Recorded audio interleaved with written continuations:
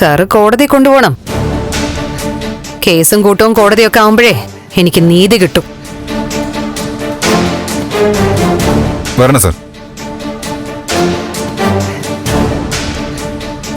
Sir, എന്റെ ഭാര്യയുടെ പരാതി പറയുന്ന എല്ലാ കാര്യങ്ങളും സത്യമാണ്.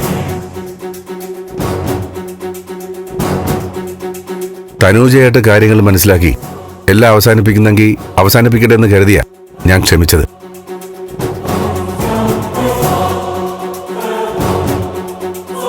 തനൂജ, ലാസ്റ്റ് ചാൻസ് നിനക്ക് തരിക. എന്നെ എന്റെ കുടുംബത്തെയും ഇനി മേലാൽ ഉപദ്രവിക്കില്ല എന്ന് ഉറപ്പ് പറഞ്ഞ ഇപ്പൊ തന്നെ നിനക്ക് ഇവിടുന്ന് പോവാം. കൊള്ളാം. ആരെയും എനിക്ക് ഉപദ്രവിക്കണമെന്നില്ല. എനിക്ക് എന്റെ അച്ഛനെ കിട്ടിയാ മതി. അച്ഛാ, ഇനിയും ക്ഷമിച്ചിട്ട് കാര്യമില്ല അച്ഛാ. കേസ് കോടതിയിലേക്ക് വിടണം സർ. ഇതിന്റെ പേരിൽ അച്ഛൻ അനുഭവിക്കുന്ന എല്ലാ മാനിക്കേടും ഇതോടുകൂടി അവസാനിക്കണം. കേസ് കോടതിയിലേക്ക് വിടണം, അത് തന്നെ ഞാനും പറയുന്നേ. അന്ന് ആ കല്യാണ ദിവസം മുതൽ ഇവൾ ഞങ്ങളുടെ കുടുംബത്തെ വേട്ടയാടിയ. എന്റെ ഭാര്യ പറയുന്നതൊക്കെ സത്യമാണ്. നിയമപരമായി സാർ നടപടി സ്വീകരിക്കണം. താനൊന്ന് പുറത്തേക്ക്. ലൈല, പോയിക്കോ. വാ ഇങ്ങോട്ട്. മാഡം, ഒരു മിനിറ്റ്.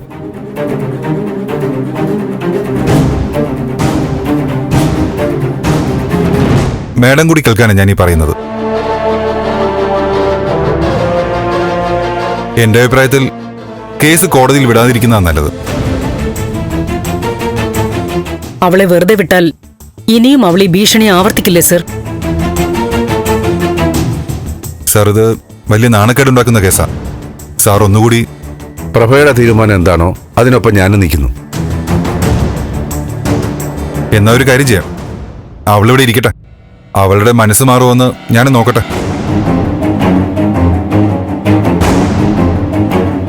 സാറിന്റെ കുടുംബത്തിന് ശല്യമാകില്ല എന്ന് ഉറപ്പ് തരും, നോക്കട്ടെ. ഞാൻ വേണ്ടത് ചെയ്തോളാം. സാറും മേഡവും ഇപ്പൊ പൊയ്ക്കോളൂ. സർ, ഞാനൊരു കാര്യം പറയാം. എന്റെ കൈപ്പടയിൽ ഞാൻ എഴുതി തന്ന ഒരു പരാതി സാറിന്റെ മേശപ്പുറത്തുണ്ട്. അവള് ഞങ്ങളുടെ കുടുംബത്തിൽ കയറി ഇനിയൊരു പ്രശ്നം ഉണ്ടാക്കില്ല എന്ന് ഉറപ്പില്ലെങ്കിൽ ആ പരാതിയിൽ അന്വേഷണം നടത്തണം. കേസ് ചാർജ് ചെയ്യണം. ഫ്ലവേഴ്സ് സ്മാർട്ട് ഷോ ശനി ഞായർ ദിവസങ്ങളിൽ രാത്രി 9:30 ഫ്ലവേഴ്സിൽ.